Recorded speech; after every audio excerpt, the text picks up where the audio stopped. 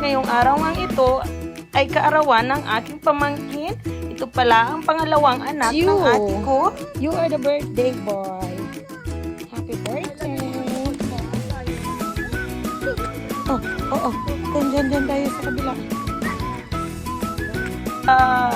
Desisyonan na dito na lang malapit sa amin ang kanya magsasalo-salo. At ito nga ay dito sa sikat na tambayan sa Conde dito sa Batangas City. At talaga namang pagkapasok pa lang namin sa loob sa labas ng restaurant ay ito ang bumungad sa amin. At saktong-sakto naman na inilalabas na ang mga order ng aking ate. At tingnan nyo naman at super busy ang madam. Siya pala ang manager ng tambayan sa Conde. At tingnan nyo naman ang long table ay punong-puno na. Habang may hinihintay pa ay talagang todo video at todo picture pa ang lahat. Tingnan nyo naman guys, parang hindi na ako makapagpigil na magsimula ng kumain. Pagka ganito naman nakahain sa iyong harapan ay talagang gutom ang abot mo guys. So, dahil nga hindi ka pa pwedeng kumain, ay ayan na nga at may hinihintay pa tayong yung cake. Ayan, at habang naghihintay ay pinag-pray muna po ang may birthday. Ito palang may birthday ay ang bata. Ang ate ko pala guys ay yung nakadamit ng puti. Ayan. At yan nga pala ang ate Asyon. Salamat sa blessing at protection na pinagkaloob niya sa prayer para sa ating napakabait na pinsan.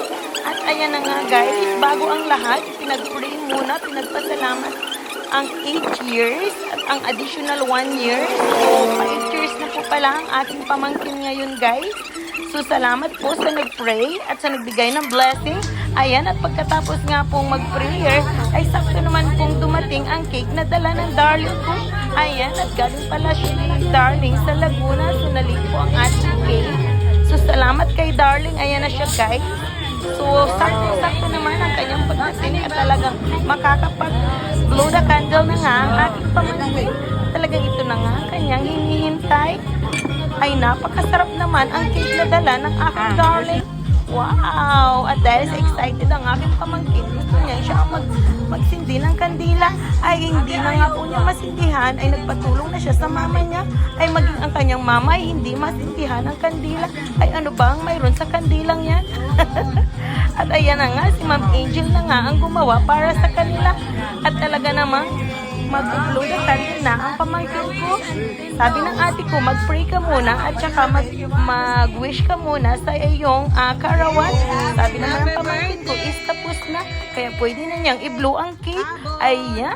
At dahil nga sa pag-blow ng cake, ibig sabihin, signal na yan na pwede na tayong magsipagkain guys. Ay talaga namang akala ko ay kakain na. Yung pala guys ay pinag-pray pa pala yung pagkain ng aking teacher Carla. Ayan, siya po ang nag-bless ng mga pagkain nakahain sa ating table. Pagkain po namin po pagsasalo-saluhan. Ito mo'y magsilbing kalakasan sa aming pisikal na pangangatawan. At patuloy po, O God, na i-bless nyo din po ang mga taong naghanda na aming pong mga pagkain ngayong gabi. Especially, O God, ito po place ng tambayan sa Conde, O God. We pray, Lord Jesus, na more customers to come, O God. At andun na kayo po umalugo.